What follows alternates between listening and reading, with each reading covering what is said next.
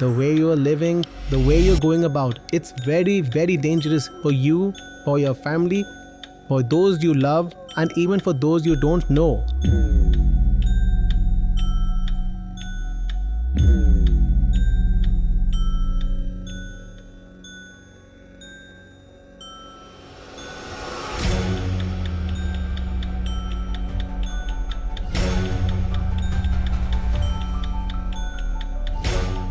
So I want to understand from you that why 2025 will be dangerous. So no leader is openly telling their country's people how close you are to destruction.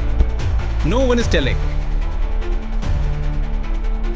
From 2015 to 2025, extreme dishonesty and deceit has been done now. From 2025 to 2030, how will you manage magically? Maybe we will be the first species on Earth who cause self-destruction.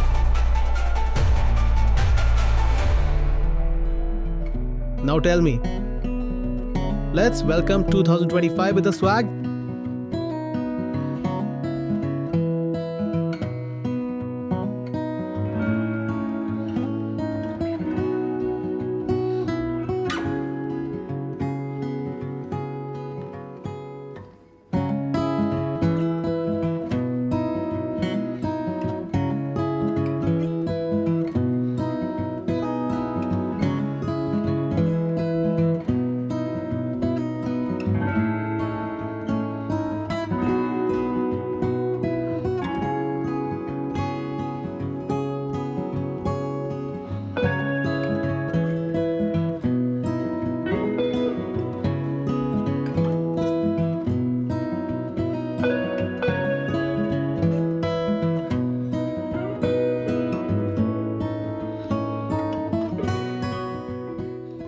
So first question, you had said at one place that 2025 is going to be a decisive year, going to be the most dangerous year. Dangerous, yes. So I want to understand from you that why you said this. Why is 2025 going to be dangerous for us? These people have come to say Happy New Year, and right at the start, it's clear that 2025 is going to be the most dangerous year so far. Scary New Year instead of Happy New Year. The reason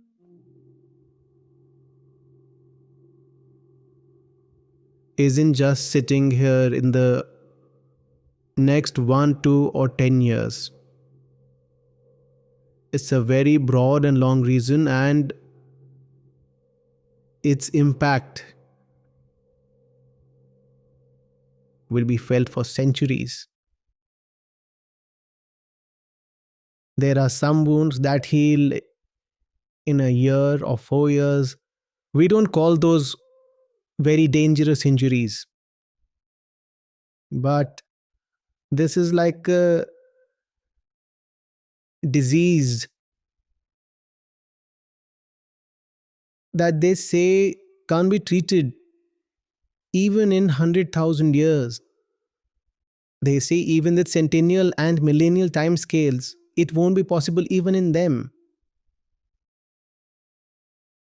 And the clock is ticking. We don't have much time. That's why I said, after much careful thought and responsibility, that this is the most dangerous new year in human history so far, 2025. There's the United Nations Framework Convention on Climate Change. In this, I'll tell you some things in between. Take whatever information that is relevant that will help you understand the whole thing. So, under this, people meet every year, like how they had met in Baku. All countries have meetings there. It's called Conference of Parties, COP. So, at the 15th COP in Paris, there was the Paris Agreement. The Paris Agreement. And the Paris Agreement said in 2015 that the current carbon emissions levels need to be reduced by 45% by 2030 and reach net zero by 2050. Why were these figures set? Why were those figures set? They were set because so that anyhow the need to keep the temperature, the global temperature rise, it needs to be brought down below 2 degrees Celsius. That was the goal.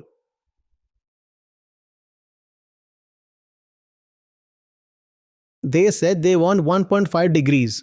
But even if 1.5 isn't possible, the temperature rise shouldn't go above 2 degrees Celsius. We made this agreement in 2015 with 195 countries together. And everyone understood that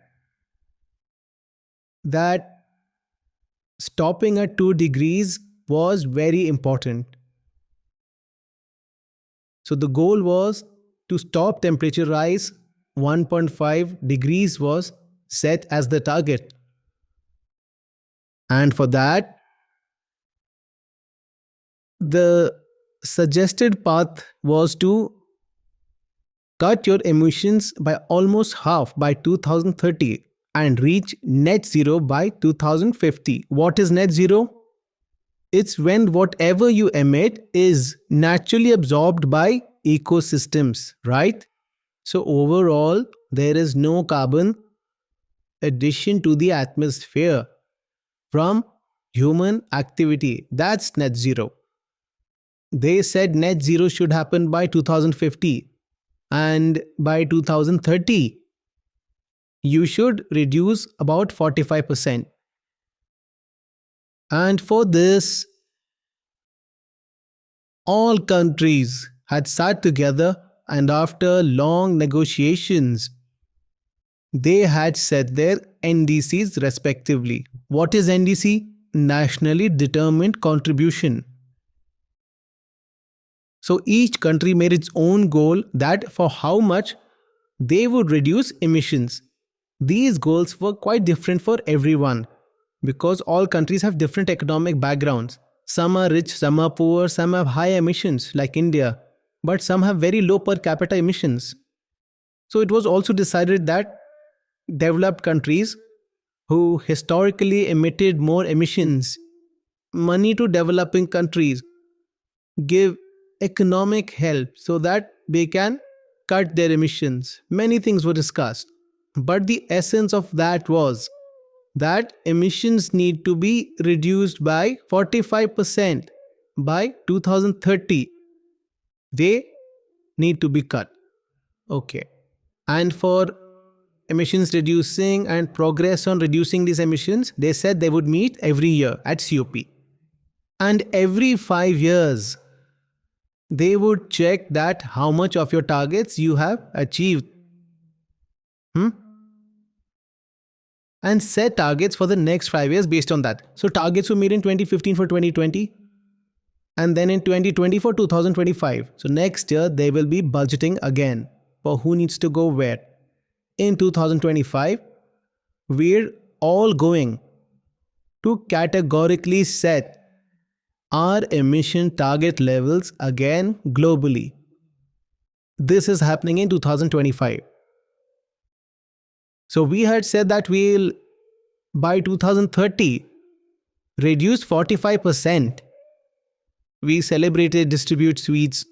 Now I'm asking you that 2024 has come. 10 years will be completed in 2025. We had given ourselves 15 years between 2015 and 2030. We spent 10 years of that, and in this year, we're going to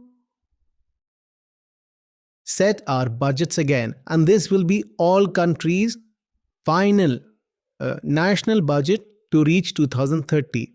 So tell me, where have we reached? We had to reduce by 45%. And our current curve, our trajectory, what is it saying about how much we have reduced or what we have done? What we have done is that all the NDCs set by all the countries worldwide, even if you follow them 100%, if you completely follow, that will only result in a 2% reduction in emissions. This is your best case scenario. And it's not like you're even achieving the targets you set.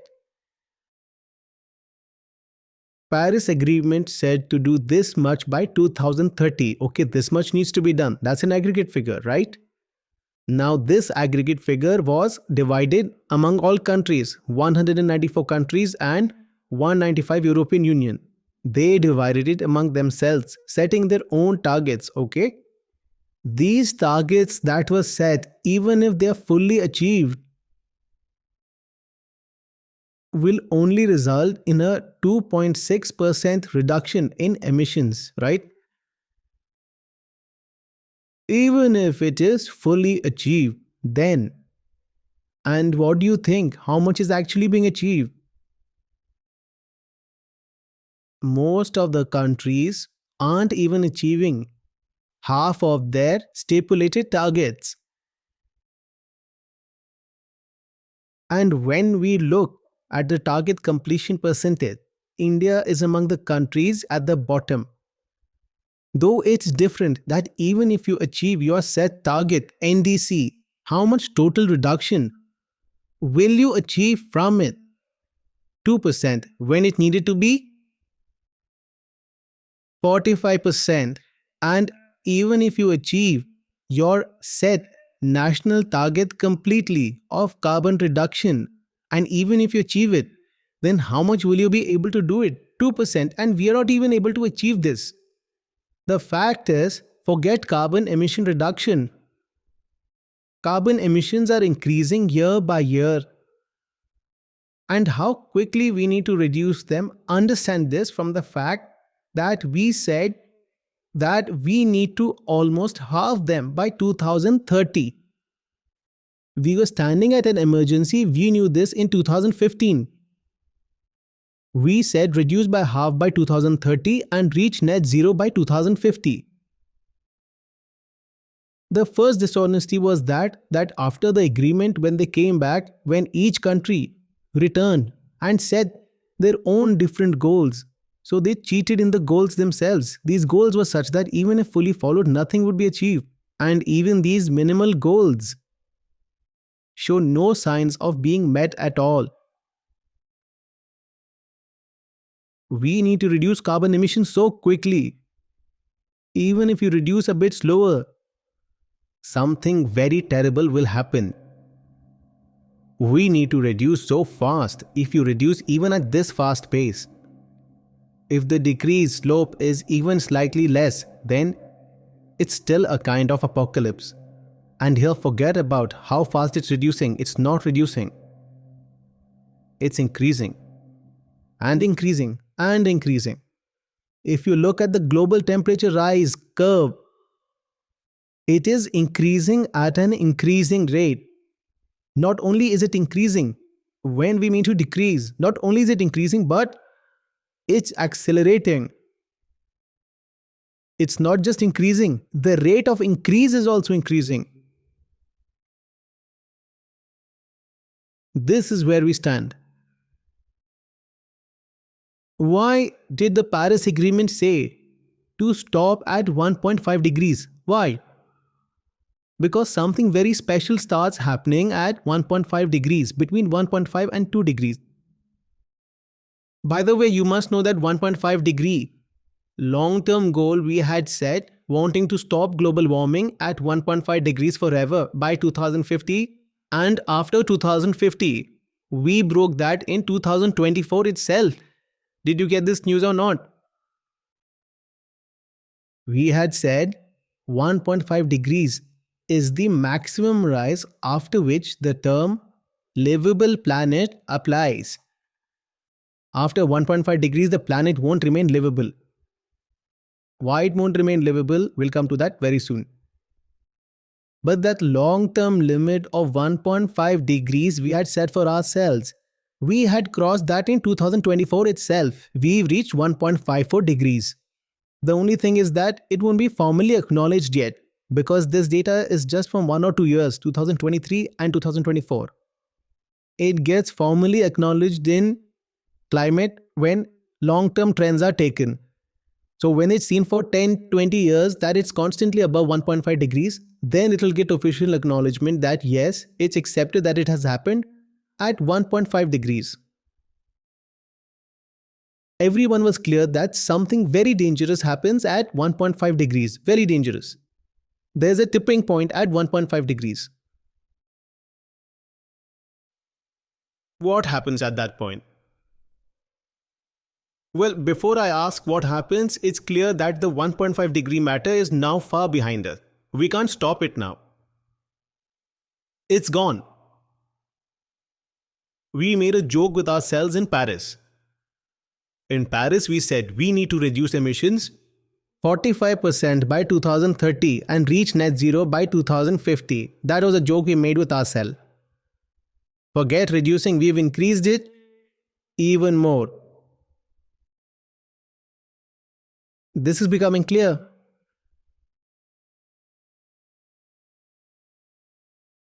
What happens at 1.5 degrees? Between 1.5 and 2 degrees, feedback cycles become active, after which it's no longer in your hands to stop temperature rise in any way. You can't stop it now.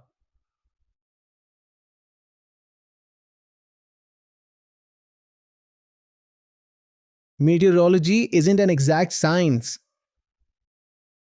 So we can't say that it will happen exactly at 1.5 or at 1.62, or that some cycles activate at 1.5 degrees while others at 1.8. But scientists believe that all these cycles, I'll talk to you about them too, all these cycles begin to activate between 1.5 and 2 degrees. And these cycles are mutually reinforcing, meaning when one cycle starts, it causes another cycle to start just because of its activation. How do these cycles work? We'll understand. Some of these I've talked about many times, so you would know them. And some new ones I'll tell you today in the joy of New Year.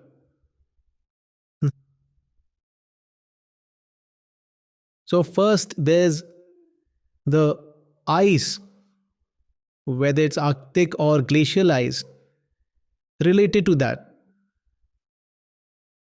So ice is white in color, right? So when sunlight falls on it, when radiation hits it, then what will it do? It reflects it back. When it reflects back, then heat absorption doesn't happen, right? So this work was done by the ice. But due to temperature rise, ice is melting. When ice melts, then what gets exposed from underneath? Rocks or sediments, or it is sometimes soil. So these are what color? They are dark colored. When they are dark colored, then what do? They absorb radiation. And when they absorb, what will happen then? They'll get hot. When they get hot, then the ice above them or the ice beside them will melt more. When more ice melts, then more of this rocky dark matter, which is dark, it will be more exposed. When it's more exposed, then it'll get hotter. When it gets hotter, then more ice will melt. And when more ice melts, it'll be more exposed. And when more exposed, it'll get hotter. And when hotter, more ice will melt. And now you can't stop this. Now you can't stop this. Now this cycle has started. So that's it. Now you can't stop it. And how far it will go, about this, the world's leaders don't say anything to their people. They stay quiet. But the 6 degrees, 7 degrees, 8 degrees, who knows how far it can go? It's pointless to even talk because there won't be anyone left to talk to. We are very delicate people. Especially our human species, Homo sapiens, we can only live within a very narrow temperature range. We are not dependent on forests, we need to grow crops, and our crops only grow in certain places. They demand certain types of rain, they demand certain types of temperatures. They also demand that if wind blows, how much it should blow, how much it shouldn't blow. If it rains, then in which season it should and which season it shouldn't. So humans are tremendously dependent on nature. This is a fact. And we've increased the population so much that feeding it is a very sensitive issue. So something will happen as soon as these cycles activate. That is better not to discuss it. And coming to cycles, there are many. We're talking about ice, so permafrost. So what is permafrost? Permafrost is in Siberia, Alaska, Canada. Is that rock or soil, these places which stays frozen continuously? And when it stays frozen, then it holds within it a lot of carbon inside it, keeps it bound. How much carbon is in permafrost? As much carbon as is in Earth's entire atmosphere times 2. But this was sequestered until now, was bound, was locked. Why was it locked? Because ice was covering it. Ice was covering it. As ice keeps melting, this carbon is coming in contact with oxygen and is getting released into the atmosphere, becoming carbon dioxide. When oxygen meets organic matter, then still less damage happens. From that, only carbon dioxide forms. But when that organic matter, which is in soil, in rock, when it doesn't get enough oxygen, then its anaerobic oxidation happens. And then carbon dioxide doesn't form, then methane forms. And methane's global warming potential is 85 times that of carbon dioxide.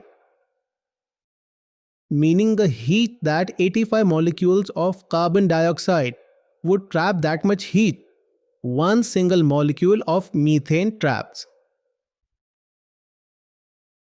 This permafrost is melting, and it's melting very fast. And from its melting, both carbon dioxide and methane are being released into the atmosphere.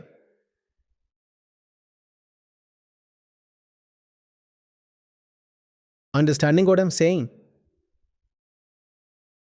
And you can't stop this. Once it started melting, then what will it do? What will it release into the air? Methane. And as soon as methane goes into the atmosphere, what will it do?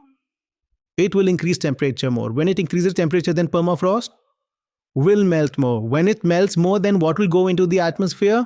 More methane. When that goes, then it will increase temperature more. You can't stop this. Even if you do net zero, it won't stop. Now net zero means that from human activity, we won't add any additional carbon dioxide to the atmosphere. You would not do that. You may not add, but still this cycle has activated. So now what's the use of regret? Now do whatever you want to do. Temperature, now this is called runaway climate change, which you can't stop. This is what the term carbon bomb is used for, which you can't stop. It has a chain reaction. Now that has started, so now it's happened. So you won't be able to stop it.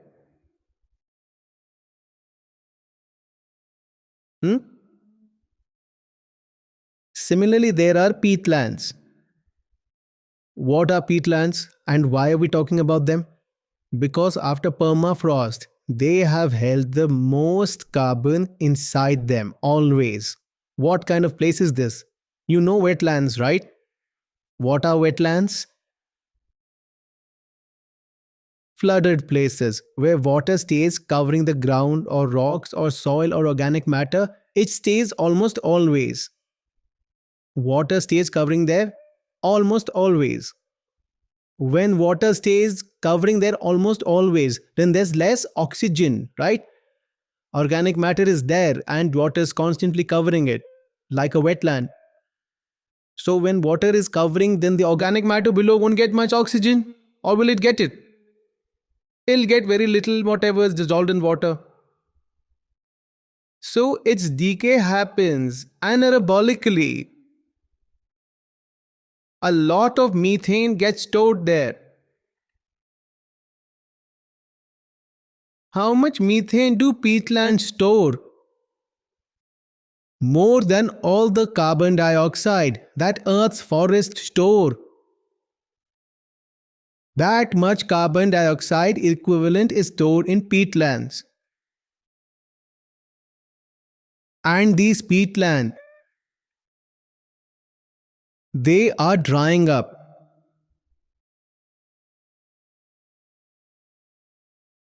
As Earth keeps getting warmer, they are drying up. The reason for drying isn't just that Earth is getting warmer, it's also that you go there and do urban development, or the peat that's there. It has many uses. In horticulture, in fuel, you extract that peat. These peatlands are drying up. So all the methane and carbon dioxide that was trapped under the water, now what's happening to it? It's getting exposed. It's getting exposed, so where it's going? It's going into the atmosphere. When it goes into the atmosphere, then it's increasing temperature more. When it increases more, then peatland is drying more. And from this permafrost and peatland, so much carbon dioxide comes out that human activity could never even release that much. From human activity, so much has come out that since industrial age from 1750 till now, we have taken it from 280 ppm to about 430 ppm. This is our doing. But by doing this, we have awakened such a demon that's releasing much more carbon into the atmosphere than our activity. This is a fact. And all this has started. But leaders aren't telling their people about this. This matter is being hidden from the people. Why is it being hidden? Because if you have to meet carbon emission targets, then your concept of development and the kind of electoral dreams sold to people will have to be stopped. So no leader is openly telling their country's people how close you've come to doom. No one is telling. In America, leaders have even taken America out of the Paris Agreement in 2020, then brought it back in 2021. But they're still saying that no, we don't believe climate change is anthropogenic.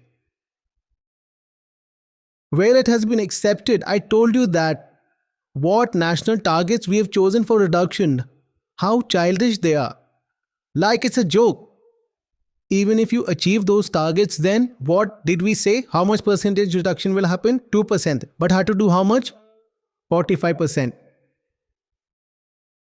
No leader, no politician is telling their country the truth. Because this truth is very, very bitter. This truth will tell us that leave all other businesses, keep all the priorities aside. Straight up, it's a question of your existence, especially if you're young now and you have children, etc. Then you're living straight up hell's fire for your children. Today, if your child gets a little sun or heat, then you say, oh, what happened to my child? Power goes out, AC doesn't run, your child gets trouble, and you're living straight up hell's fire for your child. But this thing, no leader will tell. Media isn't covering it because covering it will mean an earthquake will come completely. So everyone is absolutely in a fool's paradise. Fool's paradise means foolish person who's thinking everything is fine. And he is just not foolish. He is dishonest. So dishonest that if someone comes and tells him the truth, he'll reject the truth and will tear apart the truth teller's face. This is happening in the whole world, in India too.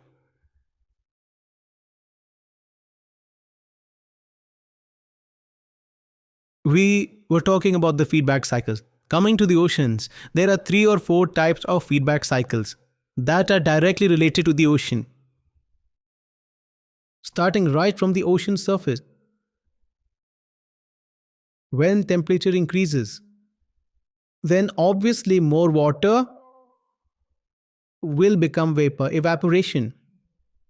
And this water vapor itself is a tremendous greenhouse gas, right? You'll be surprised to know that more than half the world's greenhouse effect isn't from carbon dioxide but from water vapor. Because water vapor is present in atmosphere in abundance, 70% of a surface area is oceans, right? So there water vapor is very present.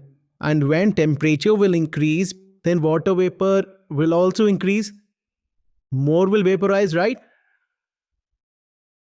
That will increase climate change more. When climate change increases, then its vaporization, evaporation will also increase. So vapor will increase, then more heat will happen, and more heat will happen, then more vapor will be increased, and all this is happening. This happens on the surface. Similarly, the ocean's carbon carrying capacity is inversely proportional to temperature. When temperature increases, it becomes difficult for water to absorb carbon dioxide. So as our oceans get hotter, the carbon sink work they used to do, there are 2 types of carbon sink in nature, the bigger ones. One is ocean and second is forest. So our oceans which do the work of carbon sink, that work of theirs is getting weaker. Temperature will increase, then their carbon dioxide concentration, their carrying capacity keeps decreasing. They can absorb less carbon dioxide and water vapor forms more. Both ways you are done for. This was the activity on ocean surface. We are talking about feedback cycles. Now you go a little down in the ocean. When you go down, then you know corals, right? Fossils that make reefs. Those beautiful whose pictures used to come. Earlier more beautiful. Now comes that sea, that coral reef is destroyed.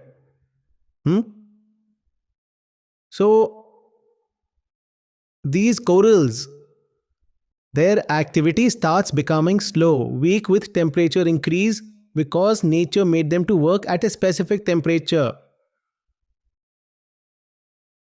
So all the organic work they had done from before, that also starts breaking, scattering. This oxidation starts happening. And from that, both carbon dioxide and methane both start generating. This happens in the middle of ocean. This is also a cycle. The more your ocean will keep getting hot, the more coral reef will keep getting destroyed. And the more they'll get destroyed, the more they'll keep emitting carbon. Now going down in the ocean, methane hydrates lie at the ocean bottom. Our ocean floor has methane hydrates in it. And they stay stable at a temperature. Chemistry's simple formula is that every compound isn't stable at every temperature. Many are there that just heat them and they break. You know that's right. So these methane hydrate, they lie at ocean floor. On ocean floor, and there they are stable, but as temperature is increasing, they're breaking and they're releasing methane, and that methane is reaching atmosphere. 70% Earth's area, which is surface area, that is of oceans. So think how much area these hydrates are lying on. And from there, what quantity of methane is coming out. And all this is happening continuously now, happening continuously.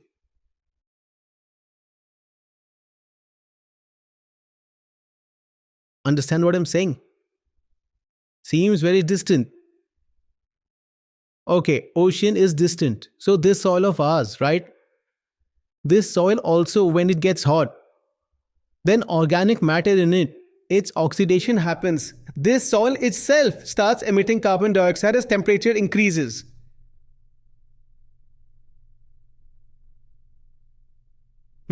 We talked about ice. We talked about ocean. We talked about soil. Now let's talk about forests. How these feedback cycles are activating in forests. A tree is there which absorbs carbon dioxide. This we all know.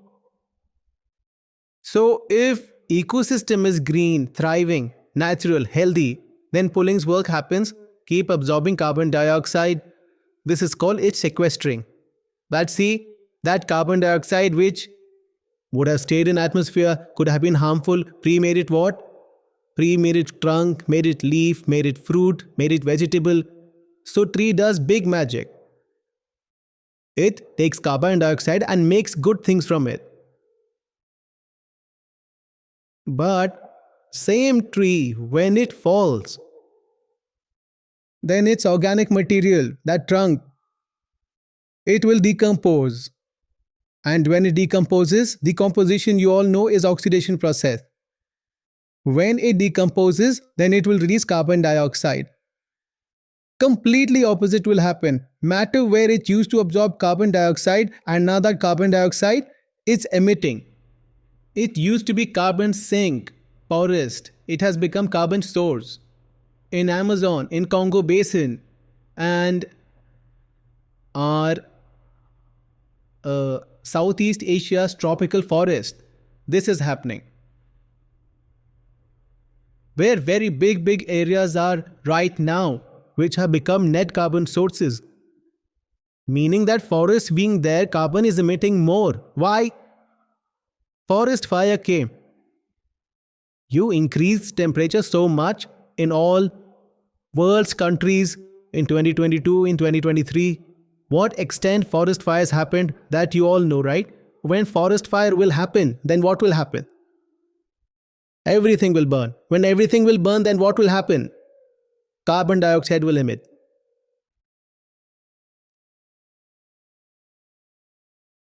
Besides this, when heat increases in atmosphere, then from that all types of extreme weather events will happen. Like more rain happen. More rain happen, then what will happen to the tree? Will fall. When falls, then will decompose. Tremendous storm came. Tremendous storm will come, then what will happen to trees? Will fall. When fall, then will decompose. So same trees who had absorbed world's carbon inside them, same trees, we have created such environment, such weather for them, that same trees opposite now are emitting carbon. Will live, then absorb, and will fall or burn. Then it will emit. And this is happening. The more you're increasing temperature, that many cyclones are increasing. Cyclones are increasing, so what's happening to trees? They're falling. Besides this, as the weather changes, like that, for a tree to reach its full height becomes completely impossible. A tremendous kind of cyclone comes. Who knows how many trees will be uprooted? If the rain's whole pattern changes, then from where will trees stand? Firstly, it won't stand. Means what absorbing work was carbon dioxide doing, it won't stand. Secondly, as much as the tree is left, even that won't remain. It will fall. When it falls, then it will emit more. And this I'm not talking about anthropogenic emissions right now. I'm not talking about that our energy and transport sector, how much carbon it emits. I'm not talking about that our food industry and agriculture, how much carbon they emit. I'm talking about natural feedback cycles, which aren't even anthropogenic, which aren't even in our complete control. Means you completely become a saint. You say, I've reformed, I've become a straight person, now I won't emit any carbon. Mistake happened, forgive me. You may even do this. But still, now matter isn't going to stop. Arrow has left.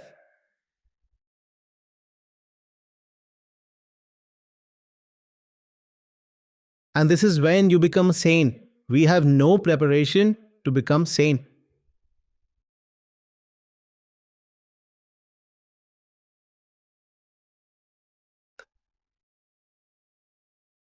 Now tell. Should we welcome with swag 2025?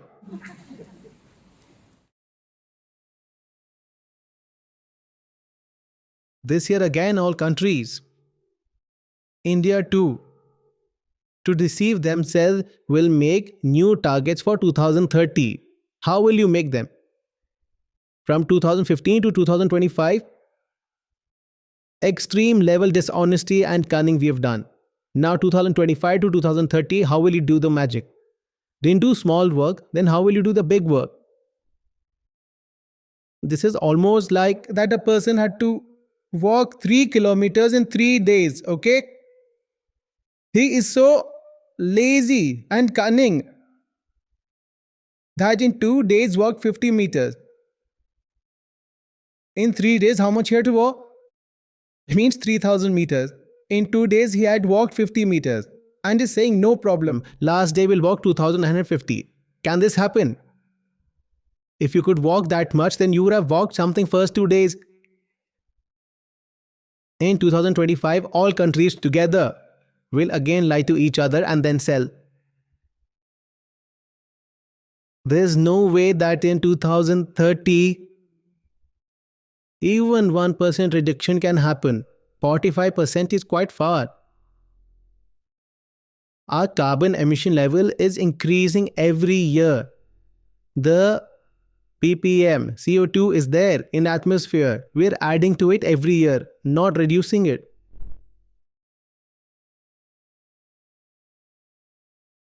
And nature has now taken matter in its own hands. It's saying, now I'm watching. Now feedback cycles are with nature, not with us. And all these feedback cycles reinforce each other too. For example, if permafrost is melting, then ocean's vaporization is also increasing. One cycle is reinforcing other cycle, and among themselves all these are giving each other kind of compounding effect. And in this whole process, what carbon dioxide we are adding, that's separate. What we are adding, that's separate only.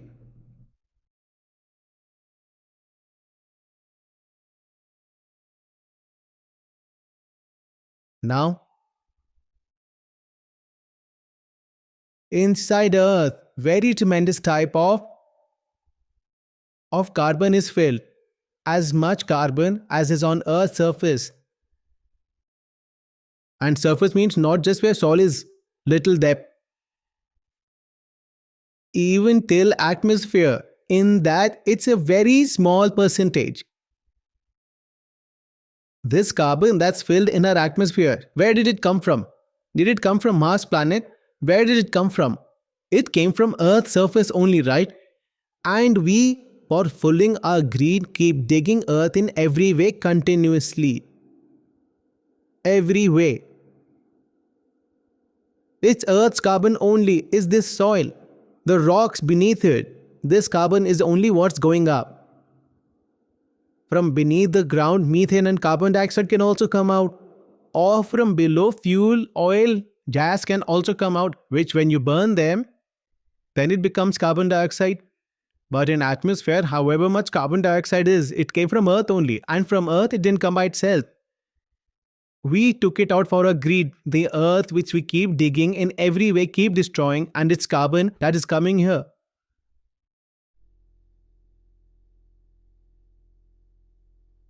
Human history's 16 consecutive 16 hottest months are happening now. Now, in which last 16 months are right, not one or two.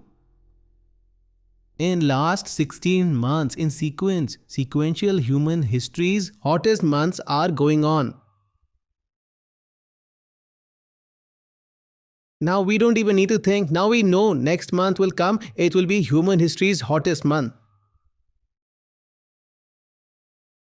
And we know this too, that it will be very cold month. For example, if you talk about January 2025, it's going to be very hot. Like December is hot. What this December is, in this, what average temperature is, that too is more. And what average precipitation, that too is very more. Neither does it rain in December, nor environment stays so hot in December. Our industries, right? Woolen clothes sellers, heater sellers, all these are going in loss. It's a very hot December. And rain is also happening too. Umbrella ones are not understanding that why did we miss. Hater ones are saying we should come in umbrella business, will that work? This which our decade is going on, this is human history's till date hottest decade.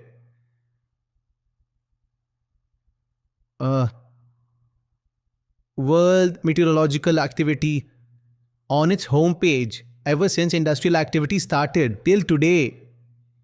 Climate change curve is there. Show that curve to everyone once. Or anywhere else too.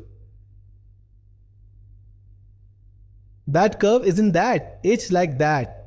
It's like this.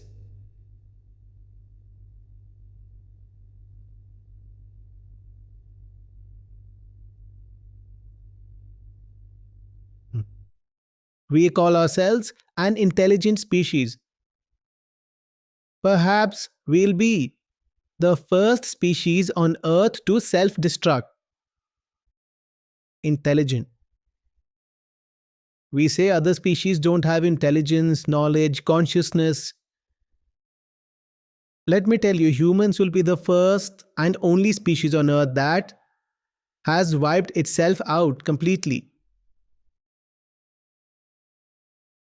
And still you'll find many smart Alex who will say, this is all hoax. Tell me where is the heat and it's so cold.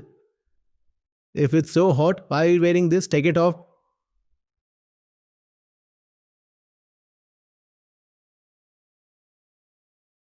When Trump was the US president last time, one day it was very cold. It was very cold one day. And he said, where is climate change? It's already so cold. What global warming?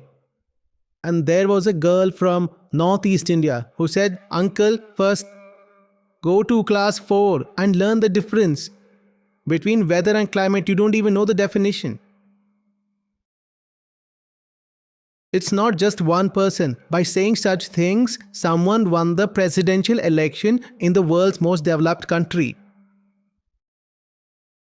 The dangerous thing is that to win elections, you have to say such things. The dangerous thing is that whoever is winning elections worldwide is winning by saying such thing. For the last 6-7 years worldwide, the right wing has been getting very strong worldwide, and also the right wing either has an inferior stand on climate change or complete denial. You understand climate denial, right? It's not happening. There's no such thing. All the scientists are lying. And the more leaders who say such things, the more votes they get.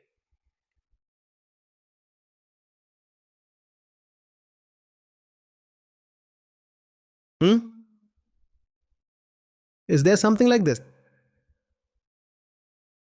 While this slide is coming, let me tell you something, an interesting thing.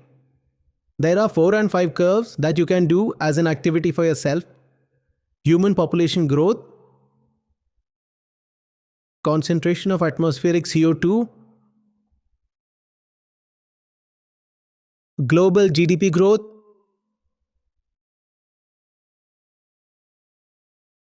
global industrial production,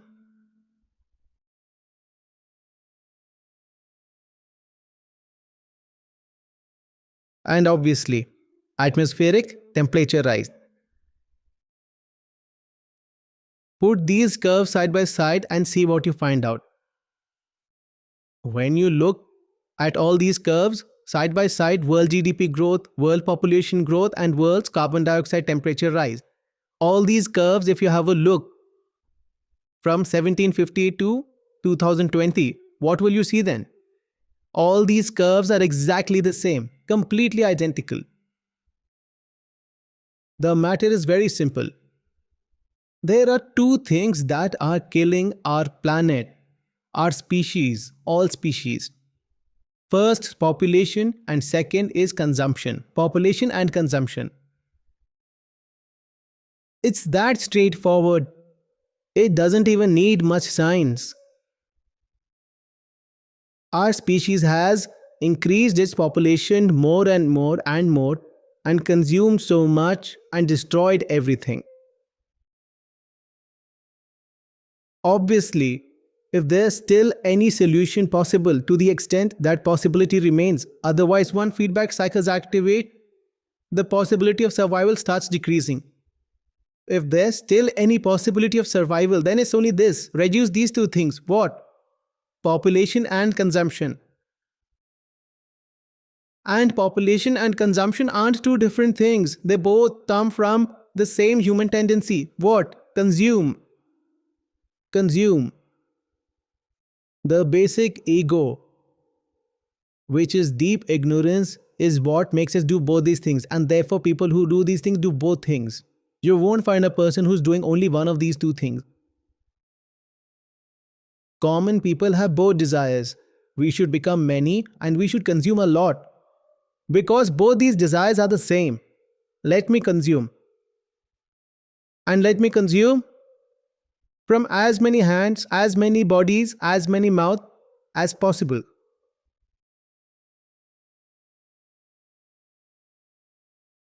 The work your organization is doing is the solution. It is the only solution. And it becomes a very healthy situation when you know what the solution is. But you have no way to execute that solution. There is no way to execute it. I have only one way that I'm telling you repeatedly in as many ways as possible. Apart from that, I have no say in policy making, nor in your decisions.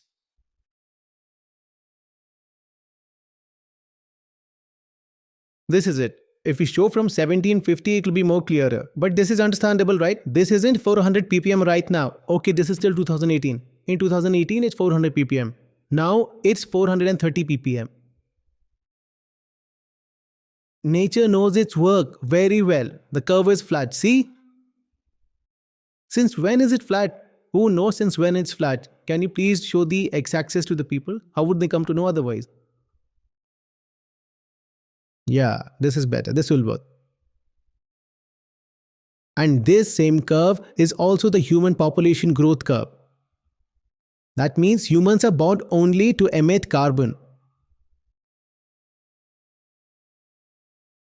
There are some curves where earlier data isn't available, but from where it's available, see, all curves look exactly the same.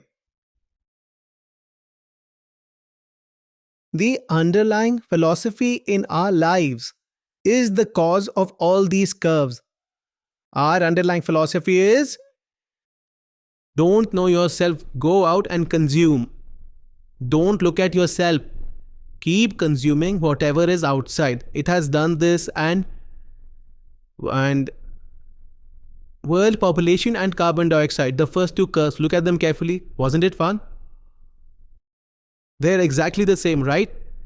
Okay. People just ask how to reduce CO2 concentration. Here, look at it. This way, similarly, look at the forest loss curve and population curve. And when I said if a child is born today, It's born on the corpses of thousands and lakhs of plants and animals and trees. And people felt very bad, said, why are you saying this? If a child is born, then will it cut lakhs of trees, kill lakhs of animals? Look at the first curve and look at the last curve. Look at the first and last curve and tell me, did I say wrong that if a child is born today, it means one child's birth means you kill lakhs of animals and cut lakhs of trees?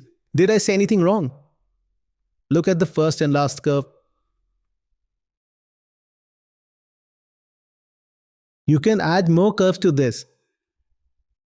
Material production. How much industrial production we are doing annually. That curve is also exactly like this. The same ignorance tendency that compels us to produce more and more children, that same tendency tells us that now consume too. So more things should be there. Now 3-4 children are there, so need to take a bigger house. How will so many people travel in one scooter? So need to take a car. What we call family is a unit of society. Think with some patience. Family is the unit of consumption. Our family and social system is made only so that we increase our numbers. And in the name of prosperity, destroy the earth even more. This was what was going on. It went for a long time. It could go until 1850. It could go until 1902. Now it cannot go. So no one should argue that should we break the system that's been going on for thousands of years. This wasn't happening for thousands of years. What has happened suddenly and very intensely. So don't give thousands of years argument and cry about it. Today you need new ways of living if you want to live. Can't live in old ways. Old desires won't work. Now that why did education? So that money comes, so that I'll buy a house, so that I'll do this, do 50 things. You have to set up a new industry, have to cut forests. You have to show man's conquest of nature. And happy life means, see, I'm the world's richest man, so I have 12 children From 5 women. You are animals from 2000 years ago. They used to do all this. Any slightly aware person today will see this, right? All these are statistics, or am I just talking nonsense? We can debate with them.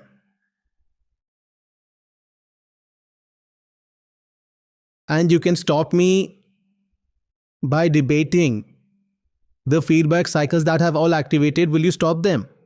Will you stop them? We said forest is the biggest thing.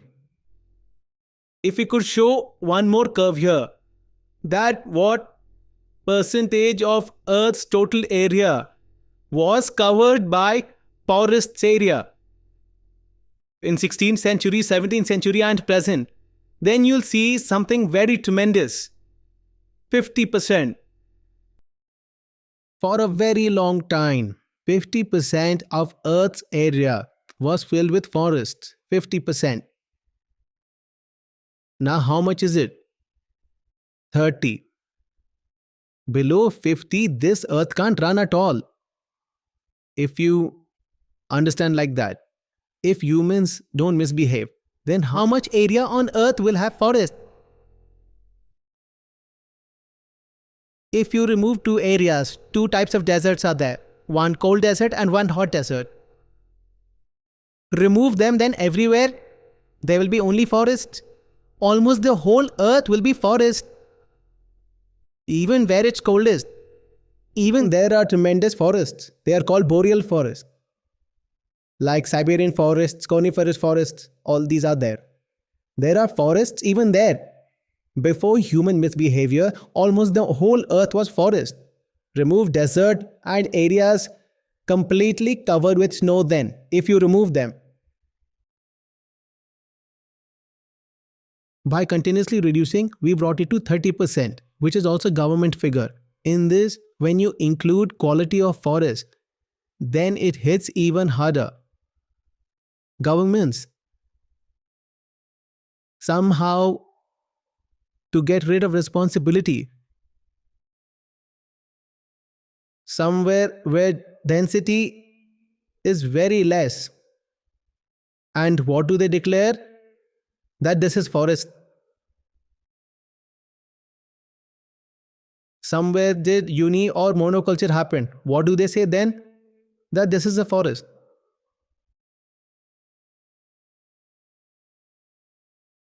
If there's no forest, then who will absorb carbon? And forest can't be there.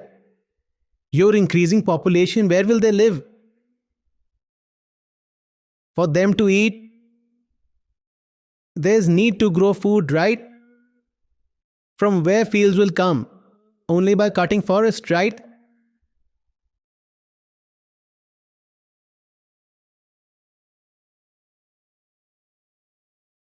And our forest cover is consistently decreasing every year.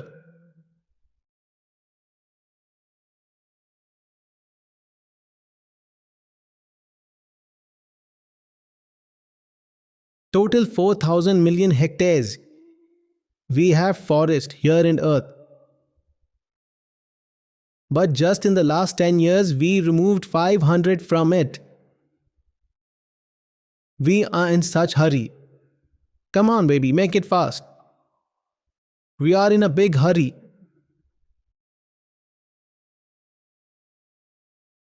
Are you aware where the forests are cut most? In poor countries. Like India.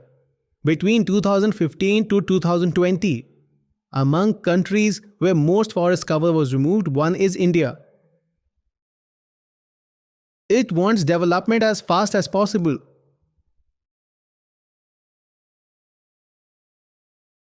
And which are the most well-preserved forests? Your temperate forests of Europe, etc. And then your Siberian forest, etc. above, right? They are still saved. Where are most being cut? In Brazil, in Africa, in India, in Malaysia, Indonesia.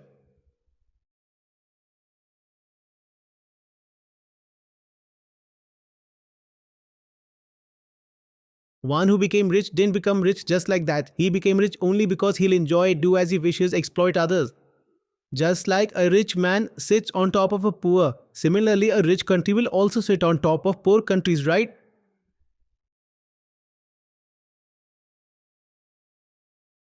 So what's the solution? Until we don't change humans, how can we change country? Can we change it? If we don't change humans, then how will policies change? Who will change the policies? Vedanta asks, right? Who is the doer? Who is the doer? Without changing doer, can the deed change? So with you, your organization is trying to change this doer, actor continuously. But it doesn't seem that our pace is adequate. The scale at which this work should happen, it's happening at a much smaller scale. And time? This 39, how did it stop, your friend? Now this has reached 30 almost. Okay, it's 2015. It's falling like this. Now the population curve, if you flip it and put on top of this, then how will both become? Exactly same. Population increase, forest decrease.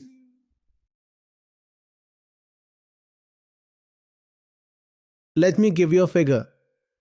Weak-hearted don't listen.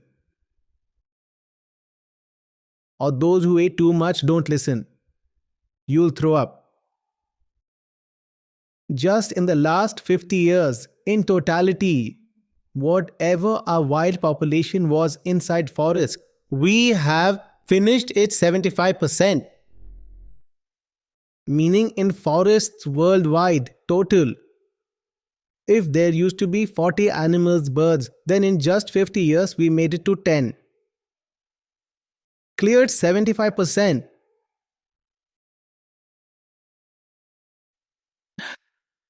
This is terrestrial, those who live on land.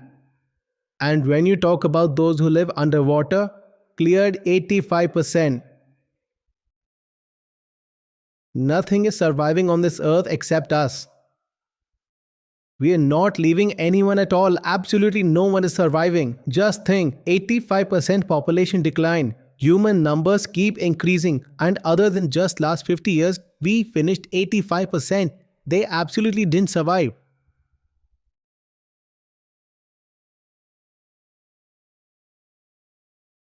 And where will they survive? They used to live here only. They lived here only. How will they survive? Gita isn't here now because it will take you to heaven. Gita is here because maybe it will save earth. Forget about heaven. Now if earth survives, that itself is a big thing.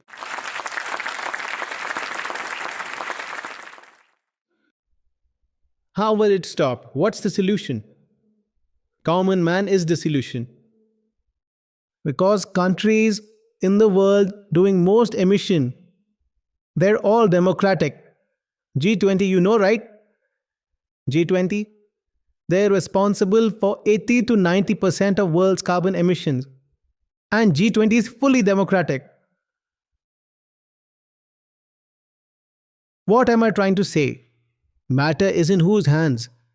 Matter is in your hands. But they are fooling you. You being entangled in such issues which are completely fake so that you don't talk about this. The 6 countries in the world that emit the most: US, China, India, Russia, European Union, Brazil. All of these are either democratic or at least semi-democratic.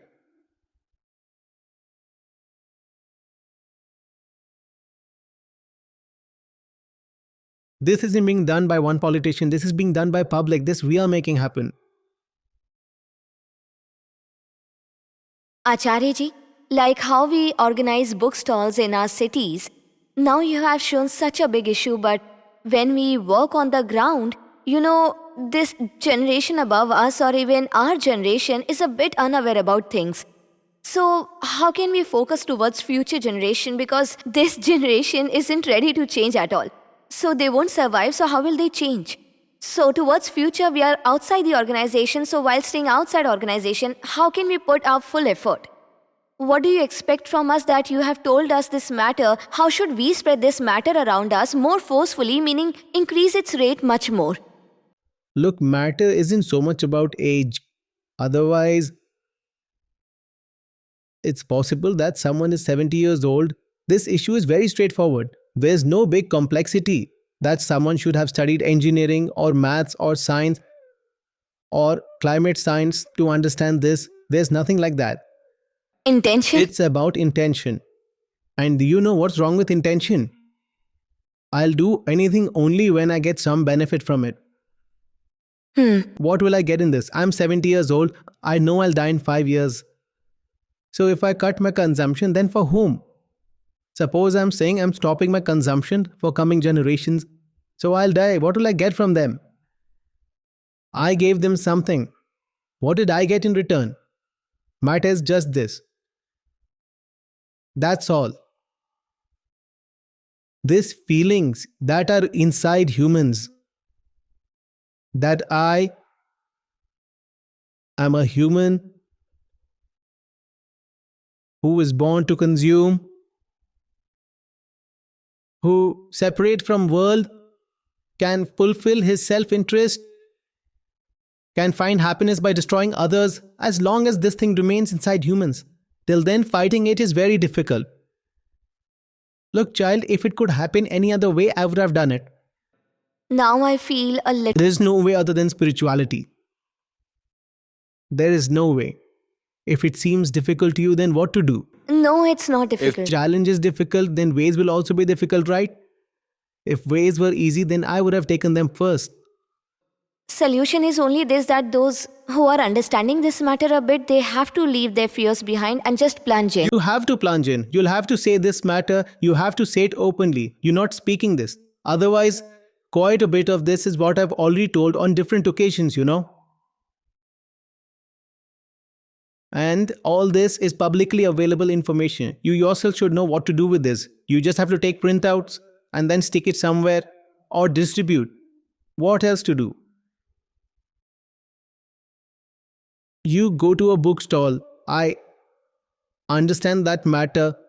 And from the tone of speaking, I also understand that there's courage.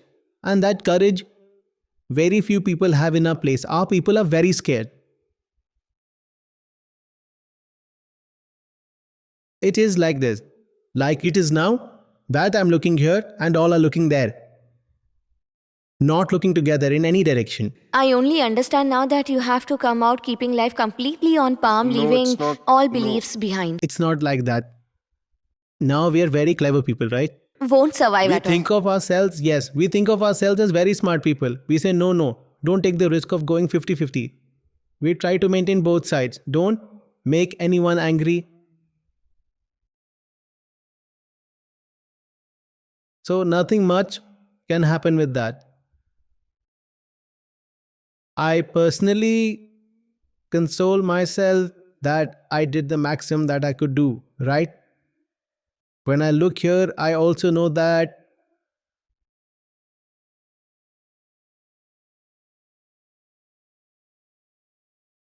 just explaining these figures to others won't help, because even those figures who know about this, even they haven't thought about changing their ways. Understand? Until you change a person's score, until you change their center, till then, first thing is they don't want to know these figures. And even if they learn them, they'll say, so what? What difference does it make to me? Just have fun. Right now, this program of yours is going on. In this, look for how many people from the organization you can see. It's an organization of 250 people, where about half of the people would just do your counseling work and nothing else. Out of those, you can't even count a few. Look how many people are here. Just try to find your counselor, see if you can find them. Forget that you're with us today.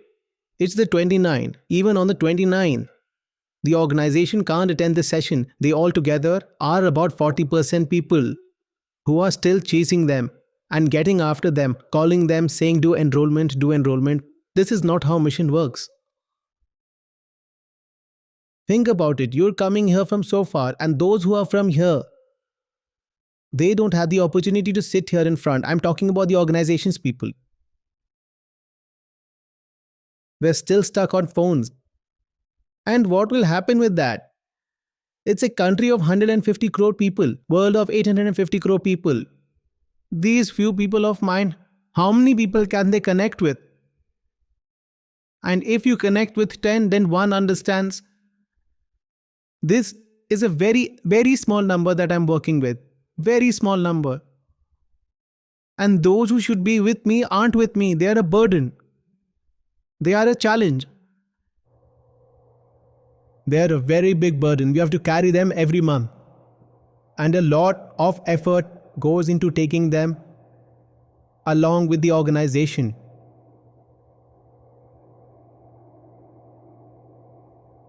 There's only one way. Just as you understood, someone else will understand the same way. And if someone understands the same way as you understood through the same medium, then you'll have to bring them to where you're standing. Now you can think that I'm speaking for my own benefit. I want to build some grand house mansion. Or you can think that this is the only solution that I can see. You'll have to use all your energy to bring people closer to the Gita. You can't say that you're a customer and the organization is a shop. You came, bought something from here and then you left. No. If you're understanding what's being said, then go and bring other people, catch them, show them these sessions. Don't let them run away. And there's no other way. As long as only these few people are advocating the organization's mission, then it would take a lot of time to complete the mission. Even these few people have to face a lot of opposition from you people only. Even they break and lose their hope. If this number increases, then their strength to face opposition also increases. Right now, they see that it's us versus the world. It's the 150 of us versus the entire world. And the entire world includes the Gita community also.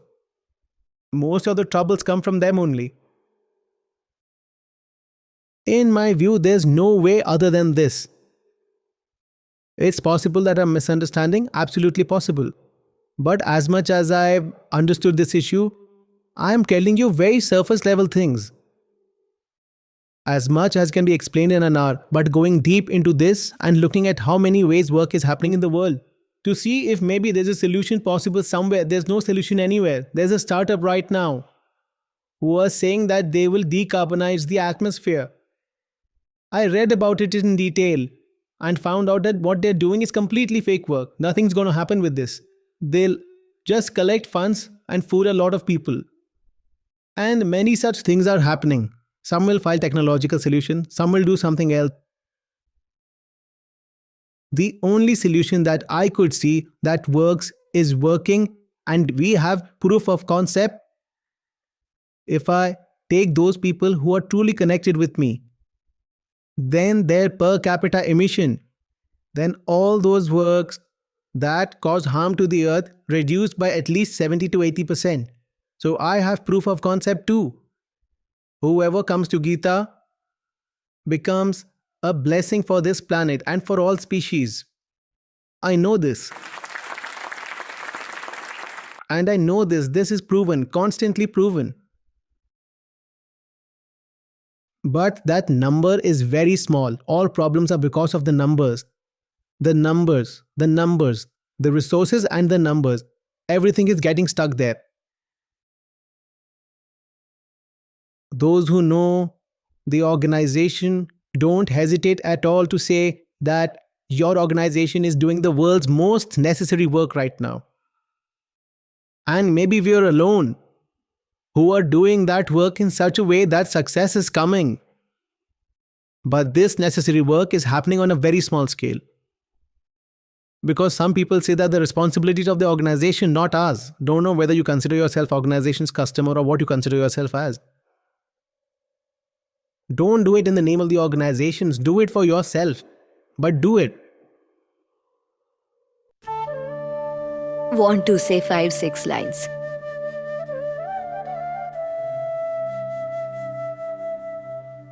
Even today my heart is beating the same way. I don't know why. Lost wondering, fear now doesn't knock at the door. Lost wondering, fear now doesn't knock at the door. It's fun, my lover stays in my embrace. It's fun, my lover stays in my embrace no more. Don't play games of chase and catch anymore. The world and soul are one. So now spread this light. True happiness can't be described. It's deep within courage and love tied together. Guru's mantra lit this lamp. Courage and love tied together. Guru's mantra lit this lamp. Sir, you have a saying that where there is love, there is courage. These 5-6 lines came to my mind about that.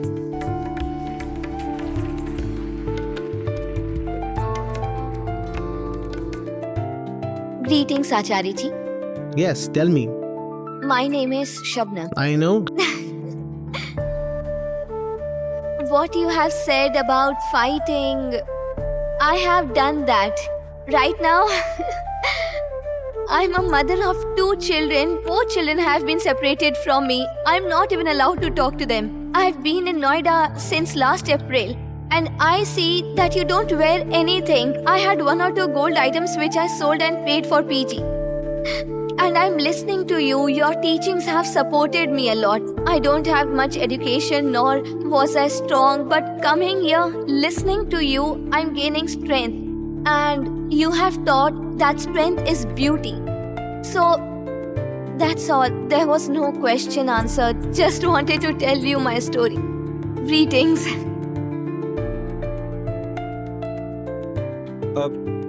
4 years ago, I used to sell duck chicken eggs. Now I sell your book and sell it every day, sir.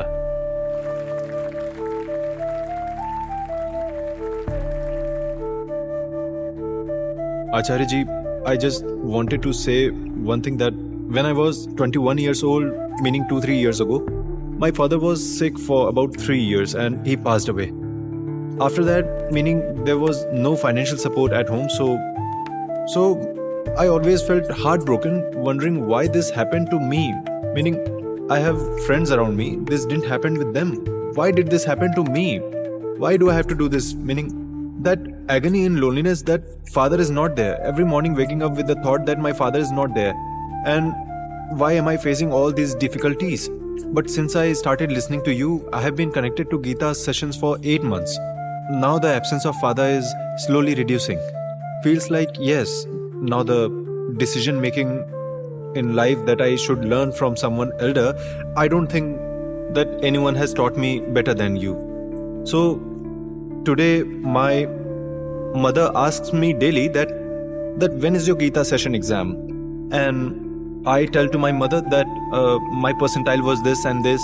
So she says, tell me how much percentage you are getting. Forget about percentile. I would like to thank you, Acharya Ji.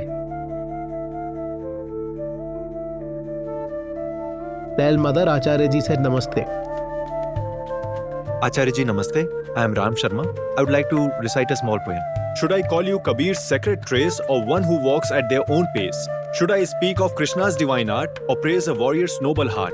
Should I speak of youth's awakened fire or Vivekananda's words that inspire? Should I tell of Lasu's mighty call or say Yuva Vedanta standing tall? Should I name you consciousness light or flame that makes the ego take flight? Are you a voice for those who cannot speak or a builder of futures we all seek? Should I tell of your war with time or battle with desires sublime? Should I speak of heights touching sky or depths where life's true meanings lie? Are you one who wakes passion's flame or guides boats through life's stormy game? Should I call you truth's chosen way or private strength shown day by day? Are you woman's voice ringing clear or India's pride that we hold dear?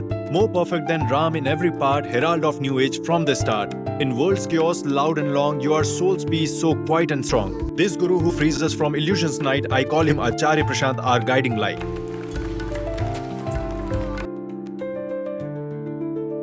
So you need to understand, this is energy with this much enthusiasm and this much attitude. Go out in the world, in society, create awareness and spread teachings, right? Then it will be fun. Right? What will you do with the photos? There will be offerings. Wait, I'm coming down. Otherwise, this will collapse. I'm coming.